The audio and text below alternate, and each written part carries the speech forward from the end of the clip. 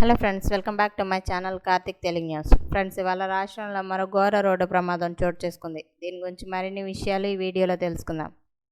జాతీయ రహదారిపై car, lorry ఎదురెదురుగా ఢీకొనడంతో భారీ ప్రమాదం చోటు చేసుకుంది.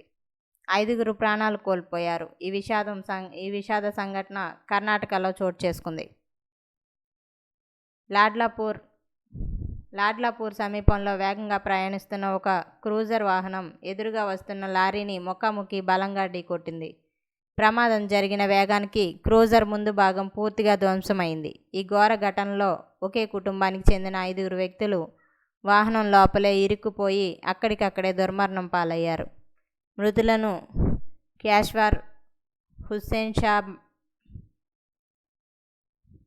మెహబూబ్ అలీ, రసూల్ బి, ఫాతిమా అలీలుగా పోలీసులు గుర్తించారు.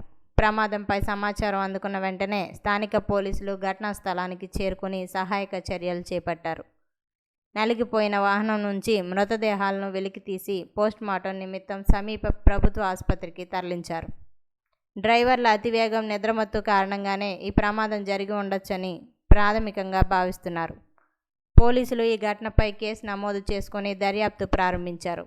ఒకే కుటుంబంలో 5 సభ్యులు ఒకేసారి మరణించడంతో బాధితుల స్వగ్రామంలో తీవ్ర విషాదం ఛాయలు అలుముకున్నాయి. సో ఫ్రెండ్స్, ఇది అప్డేట్ న్యూస్. మరిన్ని అప్డేట్స్ కోసం ఛానల్ సబ్స్క్రైబ్ చేసుకోండి ఫ్రెండ్స్. అలాగే పక్కన ఉన్న బెల్ ఐకాన్ క్లిక్ చేసి వీలైతే ఛానల్కు లైక్ అయితే చేయండి. Thank you friends. Thanks for watching this video.